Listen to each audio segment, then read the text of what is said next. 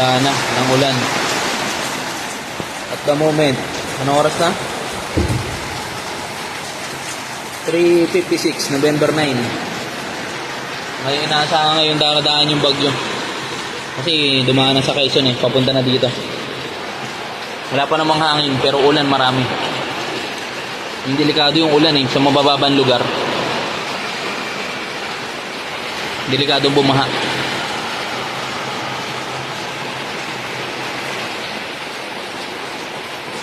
Wala na yan.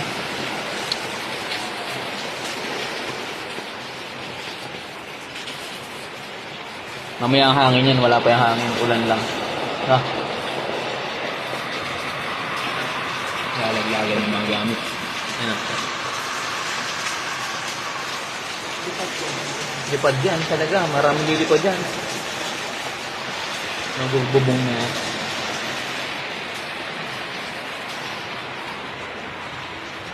Safe naman dito sa atin. Safe naman to. Kasi bubong ay bato. Ha?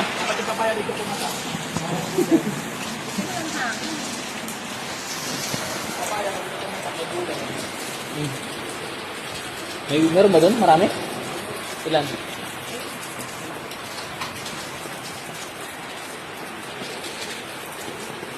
Ang lakas ng ulan.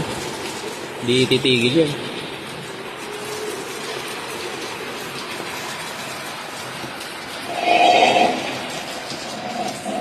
Walang problema dito sa amin. Ito. Bato ang bubong. Baka na talaga sa mga mababang lugar. Nalubog ang paa mo. Buti nakalit tayo. Yung pakil, turbul yan. Pati pami, lahat ng binabahang lugar na yun, awas yun. Sa dami ng ulan na ibabagsak na yan. Walang tigil yan Ay pag napuno ang pulo pa, wala na. Diretso lang sa kalsada.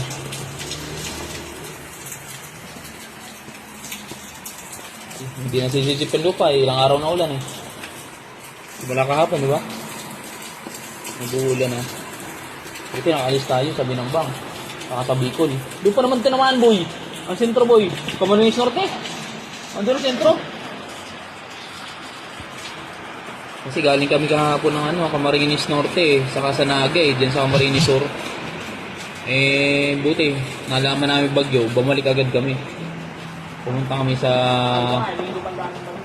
Binambang. Pahinga muna kami doon sa Binambang. Sa Gumaka. Tapos pihit na naman kami. Kasi abutin ng bagyo Pag inabot ng bagyo, naranasan na namin. Abutin kami ng bagyo, naka-tricycle. Galing kami Bicol. Naabot kami dito sa Tagkawayan. Hanggang sa Gumaka, sa May Lopez. Buti, may kamag-anak kami sa Lopez. Sila Tito Chris dati. Di doon muna kami tumuloy. Inabot kami ng bagyo. Grabe Tuloy-tuloy yan. Ingat ang lahat.